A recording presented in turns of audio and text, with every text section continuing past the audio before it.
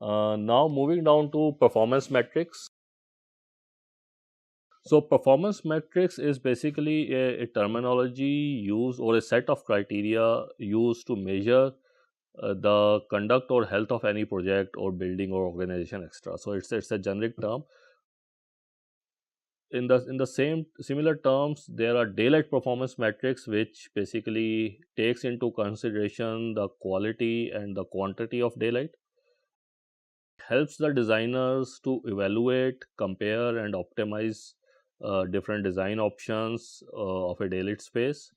And basically, it helps them to meet the aesthetics part, the energy savings part, and it's not just the measurement of daylighting that you are getting 300 lux is not the criteria. It also takes into account the aesthetics, the energy savings part due to electrical energy, and also the quality of daylight that is coming, whether your space is overlit, underlit, glare free. So these concepts have now gained importance, and in order to evaluate or put a or compare these things, this daylight performance metrics have been developed.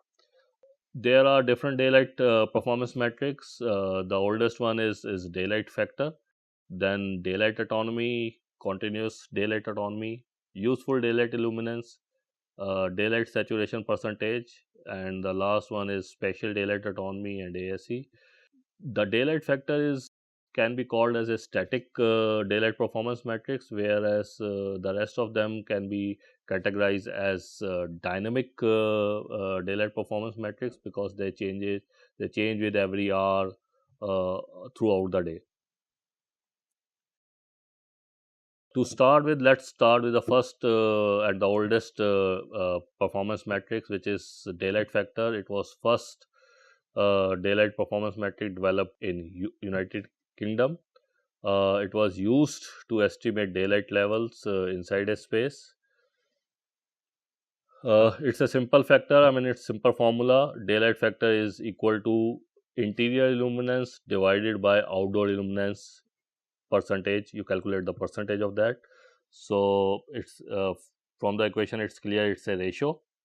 So let's just say, so if you have 10,000 lux, if you take your light sensor outside the building and you measure if it is 10,000 lux, and if you take the same sensor inside the building at your work plane and you get 300 lux, so you get a daylight factor of 3%. This is a image of the simulation output. One can clearly see there is a legend over here. One can clearly see that this conference room is getting 0% daylight factor, whereas this corner conference room is getting somewhere around in the range of 5 to 8% of daylight factor. That means if I take a 10,000 lux, my conference room is getting somewhere around 500 lux, whereas the internal conference room is getting 0 lux as the illuminance value. Few things to note about daylight factor. As per the definition, they say that daylight factor is calculated for the overcast sky condition. That is, it is the calculated for the worst case scenario, because they believe. I mean, when it started, they thought that, if it will work for the worst case scenario, then it will work for all conditions. Daylight factor is simple point in time metric. It is done for 1 hour of a day, regardless of the day and the year. So it is point in time metric.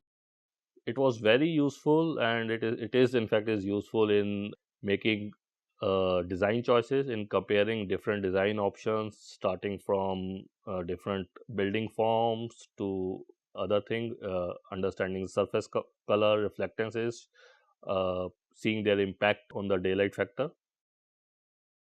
But as we know, nothing is interesting or ever complete one sided. So let's see the other side of the coin. So there were certain benefits of daylight factor.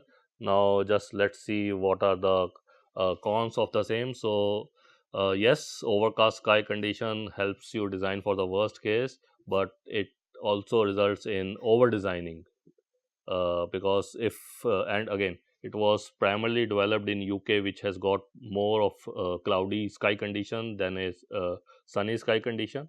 If I replicate that for an Indian climate, where I have got more days, more sunny days compared to a cloudy sky, I might, if I take daylight factor as my performance metric, I would be kind of it, you know, uh, over designing, which will finally result in glare. So that's one of the cons of daylight factor. Again, it since it is point in time matrix, it cannot predict the interior lighting savings in case, because that's for 1 hour. The annual savings cannot be predicted. Since it is done for overcast sky, it is independent of location and orientation, because overcast sky, whether you are in India or UK or near the equator, if it is overcast sky, you will have a standard illuminance outside, which will range between 8,000 to 10,000 lux, where you think. But in terms of location, it will be independent, and orientation. So your requirement for the north facade would be same as the south facade, because it is a overcast sky. Because of those factors, the next daylight performance metrics came into picture, which was called daylight autonomy and cumulative daylight autonomy. Also, because the simulation capabilities improved, and that there were simulation tools available, weather data available, slowly this static daylight factor has transformed to this dynamic daylight performance metrics, which I have talked about. So the first dynamic daylight performance metric developed was daylight autonomy and cumulative daylight autonomy.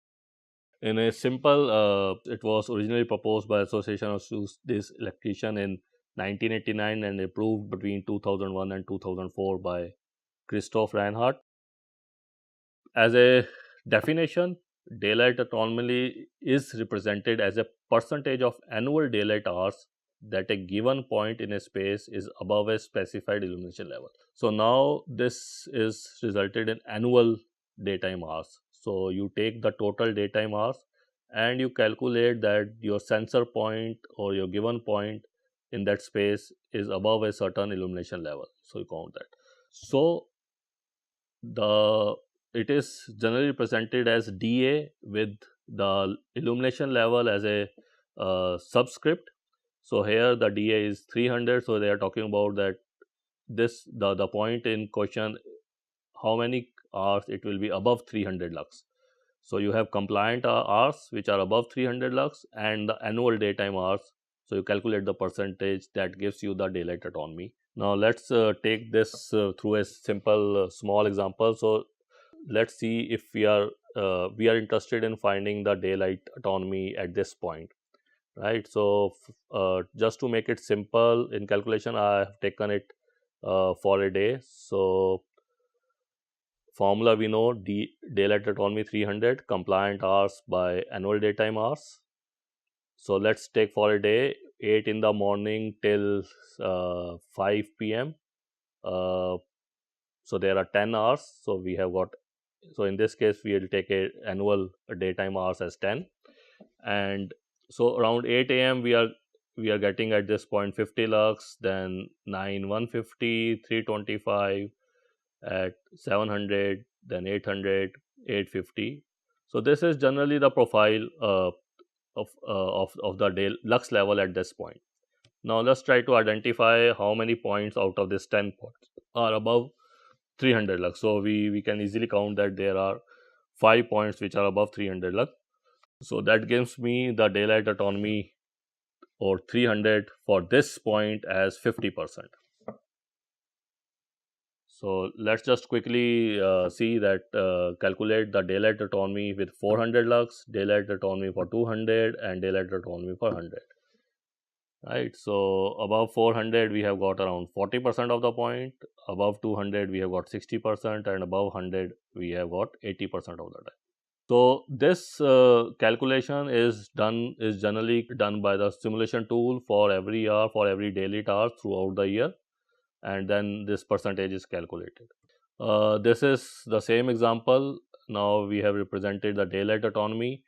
So one can easily see that you have a daylight autonomy of above 300 lux for 60 to 40% of the time. That's the yellow point, and this blue is less than 10% of the time. Daylight autonomy also helps in estimating energy savings due to electrical lighting savings. So from the daylight autonomy output, I will get that for X percentage of hours, I am getting more than 300 lux. So as a calculation, I can assume that that point for that point we don't need electrical lighting for that percentage number of hours. So based on the wattage and other thing, we can deduct the electrical energy use from our internal lighting energy use, and we can calculate the energy savings due to electrical light savings. So from daylight autonomy, the next term came, which was cumulative daylight autonomy. So I'll just explain why they switched to cumulative daylight autonomy. As we have observed that daylight autonomy follows the Boolean logic, that is 0 or 1, that is it counts only the hours when the lux level is above threshold and rejects the hours when it is below threshold. Hence, if I see in a realistic world where we have dimming sensors and light dims, daylight autonomy underestimates the savings related to interior lighting. As with photosensors, we can easily achieve daylight dimming. So above 300 or 350 you get one, and even if you have 250 lux, daylight autonomy will assign a 0 thing to that. It will not count that R towards a daylight autonomy factor, right? Though 250 is also good, and I just need around 50 lux to supplement from the interior lighting to achieve a 300 lux level. Because of that, they came up with the next daylight performance metric, which was continuous daylight autonomy. It is represented as small c and dA, CDA, and then the lux level in the subscript.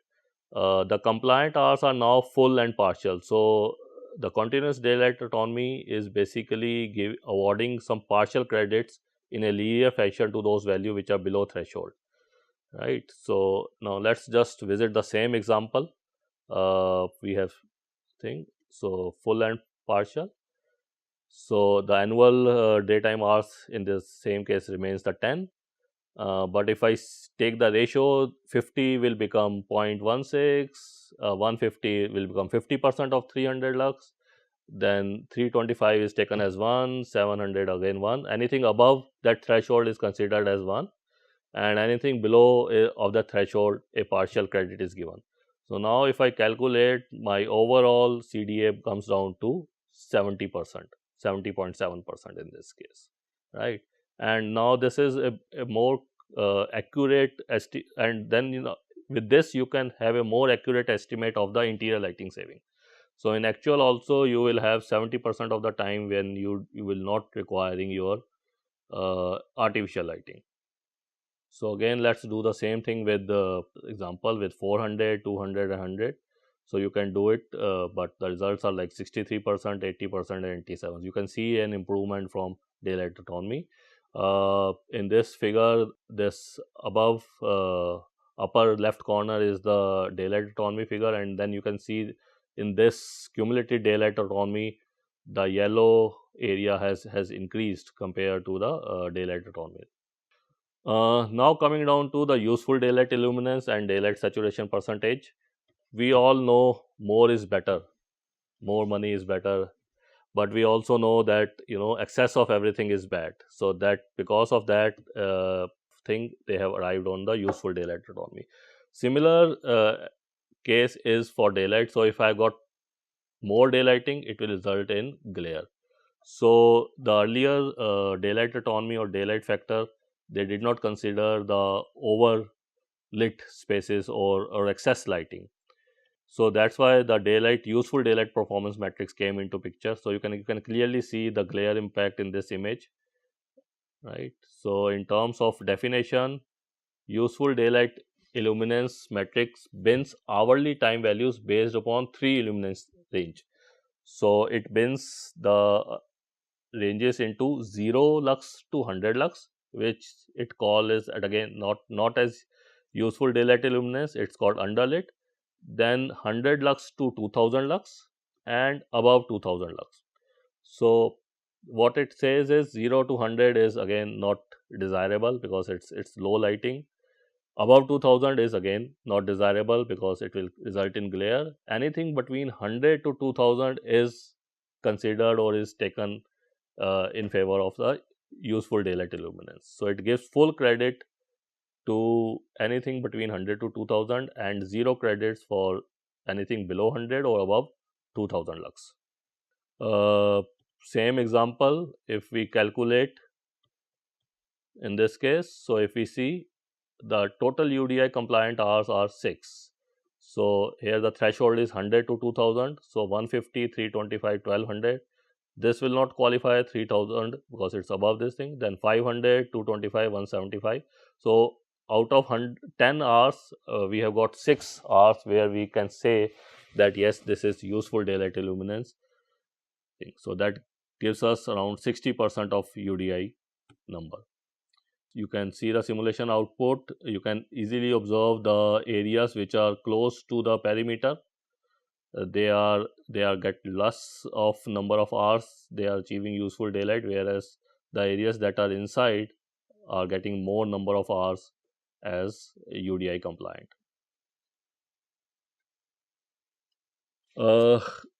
The daylight saturation percentage is kind of a modification of useful daylight illuminance. The only thing is it has increased the lower limit to 430 lux and the upper limit to 4000 lux. It has also introduced a concept of penalizing anything that is going above 4300 lux. So if you have got 2 hours above 4300, you have to deduct them from your overall calculation. So taking the same example, so my formula changes. Now it's daylight saturation percentage compliant hours minus above anything that is going above 4300 hours. So the same example, I have got 3 hours which are complying with the daylight saturation percentage. So 1200, 2500 and 500, and I have got 1 hour which is above 4500. So effectively the DSP for this point is 20%, right? Because I have been penalized for excessive light, that is, I am allowing the excessive light to come in above, that is above 4300 lux. Again, a simulation output showing the distribution. So you can see these areas are low because now the lower threshold has increased from 100 lux to 430 lux, and in these areas also there are a few points which are above 4300 lux. Coming to the last daylight performance metric, which is the spatial daylight autonomy. This is also lead version. They also take into account the spatial daylight autonomy.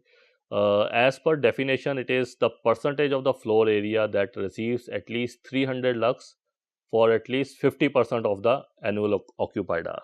As per the study that they have done, they have came to a conclusion that the SDO value between 50% to 74% indicates percentage of time. If you get 300 lux, indicates a preferred or good space.